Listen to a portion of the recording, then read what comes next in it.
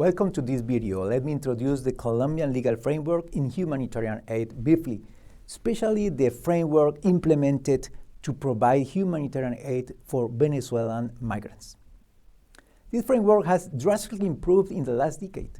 Since the signing of the peace agreement in 2016, the measurements to guarantee humanitarian aid to the victims of the internal armed conflict and forced displacement have increased in quantity and quality throughout the years, considering the feedback provided by the victims themselves. More recently, there has also occurred an addition to this humanitarian legal framework, since the normative dispositions aimed to provide humanitarian aid for Venezuelan migrants grew exponentially since the migratory crisis, especially after 2017. According to data from Migración Colombia, in 2021, the country had approximately 1,749,256 regular and irregular migrants from Venezuela.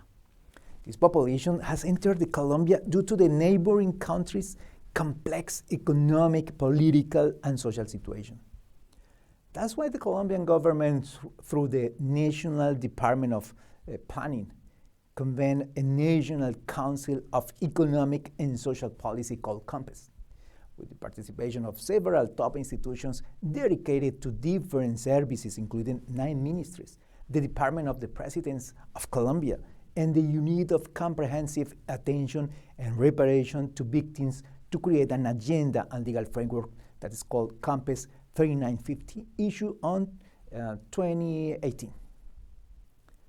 This document was a compilation of the measures previously taken to deal with the migratory phenomenon from 2015 to 2018, as well as the needs for care and integration of the migrant population from Venezuela for later establishing strategies in health, in education, early childhood and adolescence, work, housing, and security, as well as articulate the existing institutional framework and define new instances for the care of the migrant population from Venezuela around in 3 years. The Action and Follow-up Plan, called PAS, for this public policy is made up of a total of 22 actions that are agreed with by the different entities participating. Next, I will mention some of the problems that were identified in the plan and the response routes that it created to mitigate the situation. Only 3% of the migrant population have insured 2018. Only 27.4% migrant population had access to education, housing and water, job placement and entrepreneurship, differentiated care for groups with ethnic self-recognition, victims of the armed conflict and security and conflict management, lack of institutional strengthening and investment. Now I will mention some points developed in the COMPAS to solve the problems already mentioned. Action plan strategies for care and integration for the migrant population in Venezuela. Institutional strengthening, tracking, funding. The document delves into on each of these points by mentioning the strategies and the responsible for implementation to ensure a response that respects human rights and Colombian constitutional principles. Likewise, the commitments and days of materialization of the plans and strategies.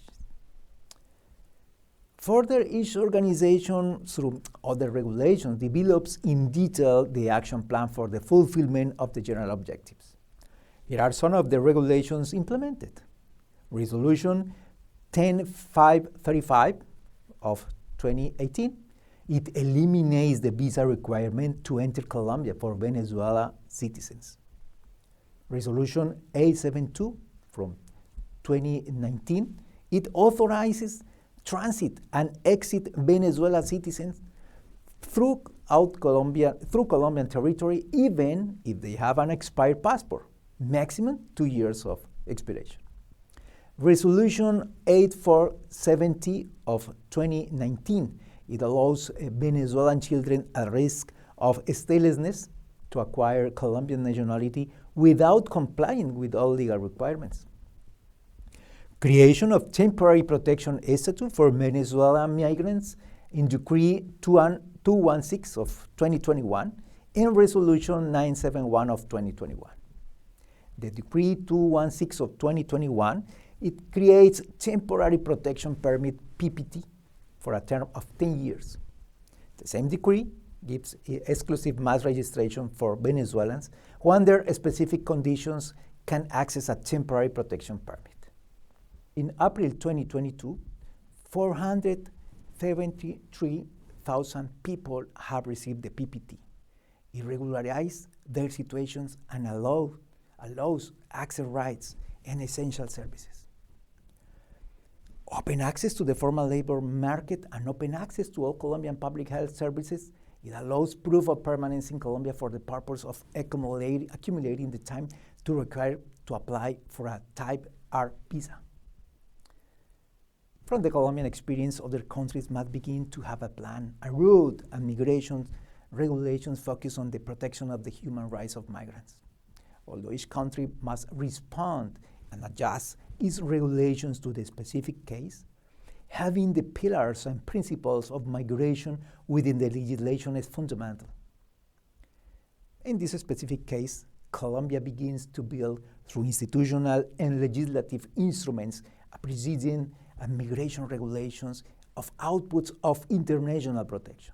For future situations, it is learned that it is necessary to coordinate the actions taken by governments and the international framework of human rights and migrants. Also, the cooperation and institutional strength is fundamental. The work with different key entities such as NGOs, the private sector, and others, since the percentage of a comprehensive response to the needs of migrants increases. Although Colombia created a database, the study of this data was not approached from a differential approach, which made it impossible to respond to the needs of special protection groups. This can be evidenced in the regulation described. Therefore, the need to keep this in mind in Colombia's future and current experiences. It is not enough to create a response plans for ex-military migrants. It is necessary to recognize the transversality of the violations and diversity of groups with disabilities, women and children. To learn more, I invite you to read the chapter of Colombia Legal Framework. Thank you.